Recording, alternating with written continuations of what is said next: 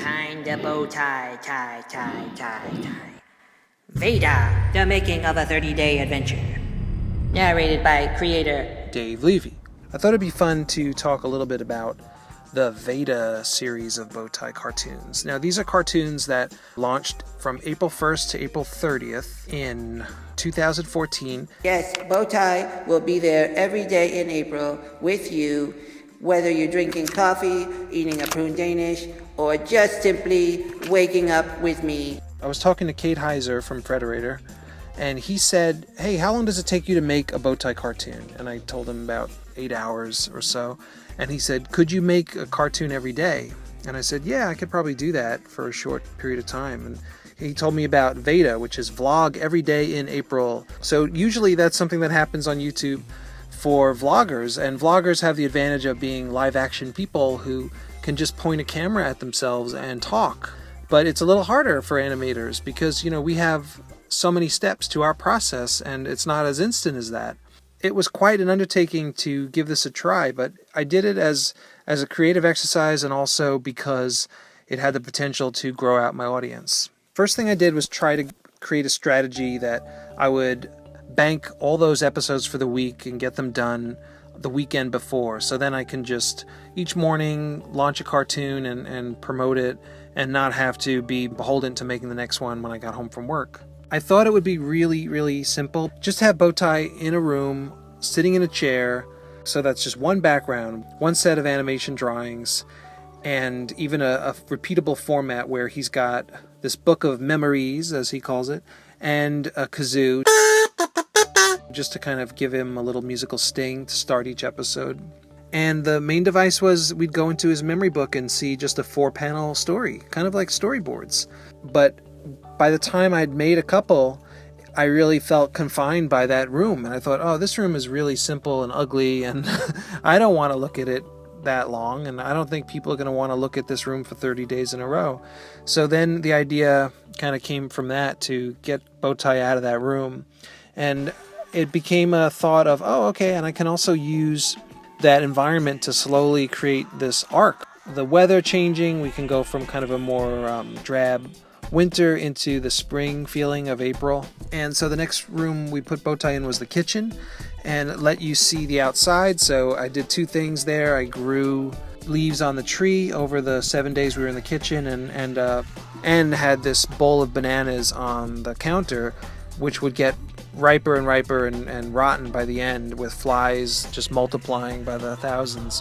And it was really funny to read the viewer comments saying, bow tie, throw out those bananas. The next scenario was bow tie sitting on the porch.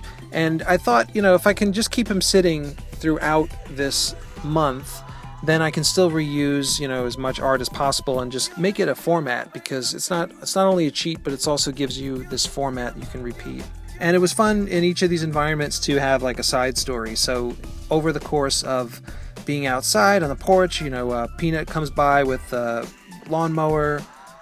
There's more adventures with the cat. And there's this building anticipation that we're going to go somewhere. Next, we get to the campsite, and that's where it opened up a lot more opportunities for background story.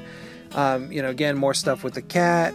Peanut is having her own adventures, jumping out of planes and doing things that bow tie is too preoccupied to do, or too chicken to do. And finally, we drive home, and then returning back to the room where we all started.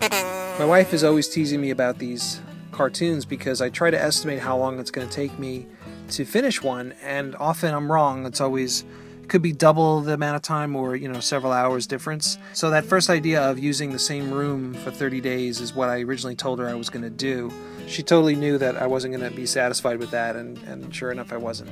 The stories that I covered are stories that I didn't think would lend themselves particularly well to the normal format bow ties. So these were stories that seemed to work better as narration. A lot of the stories ended up being childhood stories. It just seemed like if you're going to do a memories book, you probably are going to have memories going back pretty far. There's a lot of stories about mean kids, bullies. There's a lot of bad teacher stories. I had a lot of bad teachers in school. And there's stories about my family. One of the things that I found really fun was to try a bunch of different songs. So I tried some silly songs.